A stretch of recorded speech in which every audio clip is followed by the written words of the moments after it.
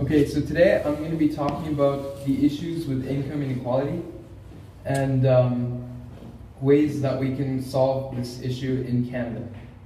Unfortunately, there's not one solid answer that I can give you to solve inequality, since it's a really complex issue. But I have three different aspects that can reduce inequality for the most part, or be close, or be able to solve this problem in the future. So the first aspect that I'm going to be looking at is the Canadian tax system. Now, we all know that no matter what social class you come from, or what race you are, or no matter who you are, you have to pay for your taxes. But the question is, who is ultimately benefiting from these taxes? And the answer to that question is it's the rich people that are benefiting. And the reason why they're benefiting is because they're the ones that find loopholes in the system. And what I mean by that is that they find ways to avoid paying these taxes. And one example of this is that they hire financial advisors, and these are basically people that help them with their finances. They basically have a really good knowledge of the tax market, and with these people, they're easily able to avoid paying these taxes. And the reason why I'm talking about the rich people is because of the consequences that they have on the low-income households. And this consequence is that the low-income households are the ones that are suffering the most, because they're the ones that are working really hard in their jobs and to make an income, and since the rich people are getting away with not paying taxes, it's really bad for people with low income, because they're the ones that are suffering in the end. So the solution that I'm giving for this is that the tax system should find ways to benefit the low-income household. Now, that might sound like a really vague answer, but if we don't find a solution to this fast, and if there's not if there's no justice to the tax system, inequality will keep on increasing, and the gap between the low-income households and the rich people will also increase. The second thing I want to talk about is the unemployment rate in Canada.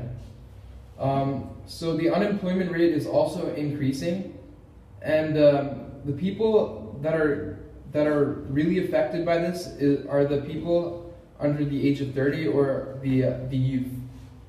And actually, the youth unemployment is double the rate of the overall unemployment rate. And an issue that I have for this is that we need to have a skilled work program to teach young people the skills and knowledge that they need to be able to enter into the workforce. And I think that's a really big problem. A really big problem in Canada is that we focus a lot more on education than skills. And what I mean by that is that people are striving towards getting really good grades and getting a bachelor's degree or a master's degree or a PhD.